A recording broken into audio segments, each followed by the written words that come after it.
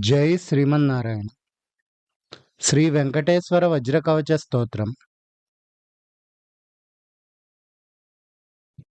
నారాయణ పరబ్రహ్మ సర్వకారణకారణం ప్రపద్యే వెంకటేశాఖ్యం తదేవ కవచం మమ.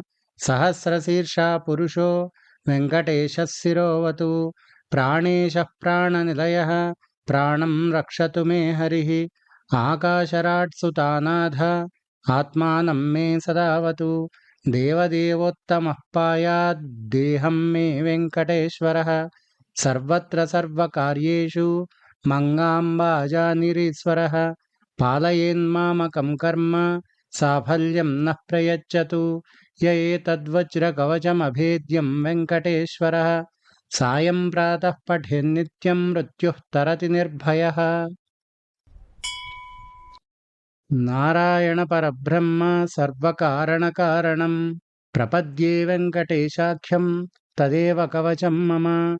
सहस्रशीर्षा पुरुषो वेङ्कटेशः शिरोवतु. प्राणेशः प्राणनिलयः प्राणं रक्षतु मे हरिः. आकाशराट् सुतानाथ आत्मानं मे सदावतु. देवदेवोत्तमः पायाद् देहं मे वेङ्कटेश्वरः. सर्वत्र सर्वकार्येषु मंगाम्बाजानिरीश्वरः. पालयेन्मामकं कर्म साफल्यं नः प्रयच्छतु. य एतद्वज्रकवचमभेद्यं वेङ्कटेश्वरः. सायं प्रातः पठेन्नित्यं मृत्युः तरति निर्भयः.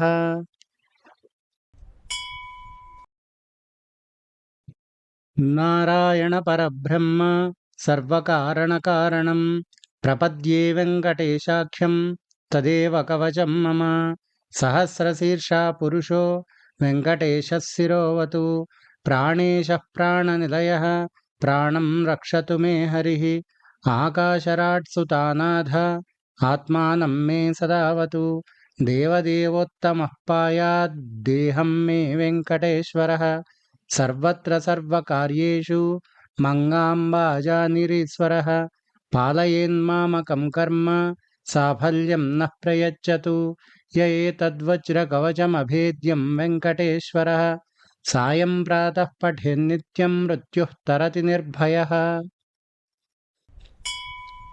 नारायण परब्रह्म सर्वकारणकारणं प्रपद्ये वेङ्कटेशाख्यं तदेव कवचं मम.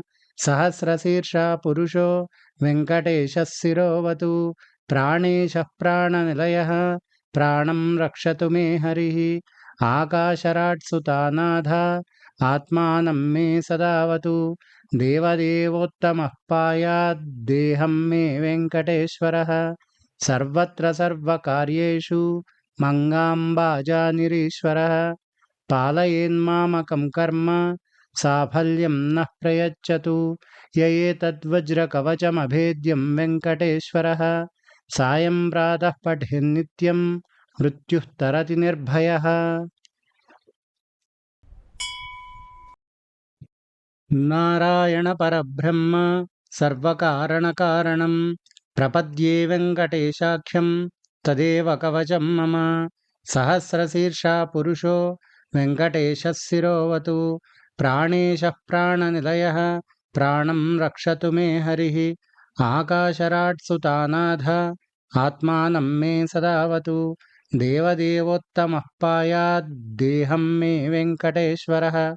सर्वत्र सर्वकार्येषु मंगाम्बाजानिरीश्वरः.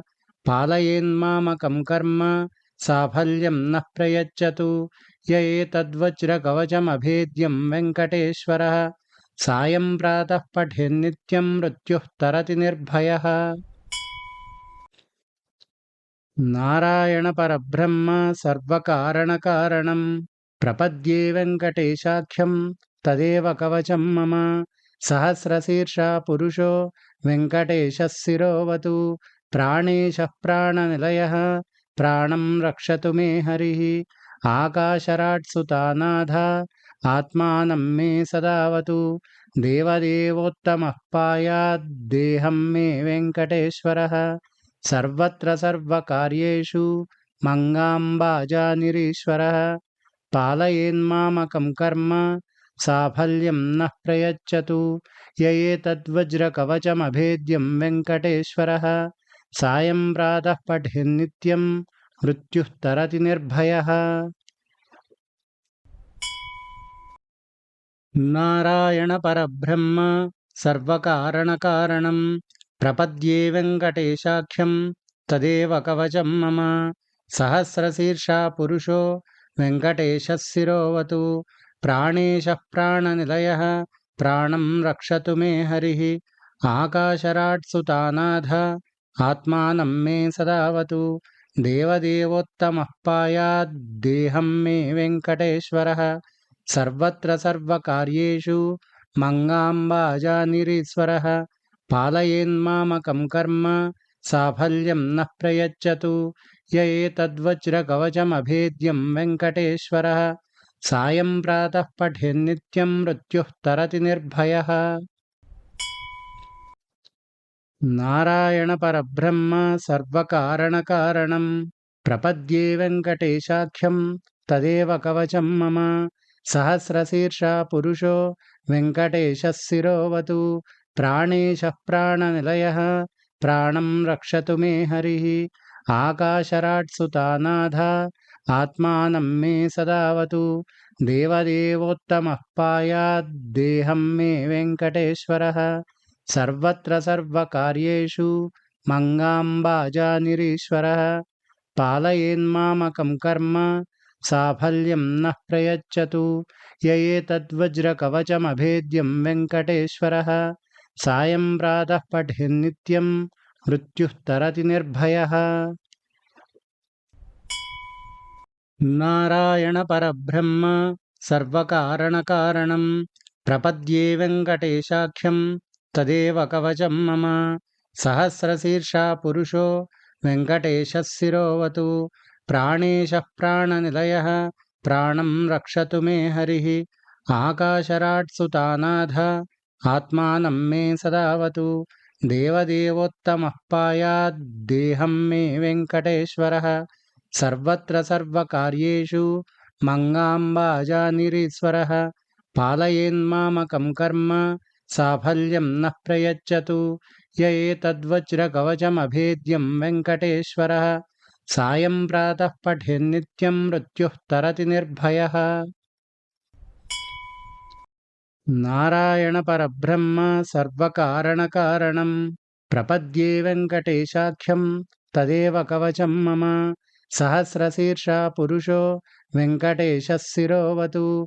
प्राणेशः प्राणनिलयः प्राणं रक्षतु मे हरिः।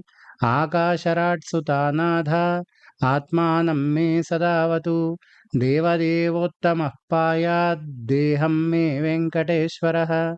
सर्वत्र सर्वकार्येषु मङ्गाम्बाजानिरीश्वरः। पालयेन्मामकं कर्म साफल्यं नः प्रयच्छतु।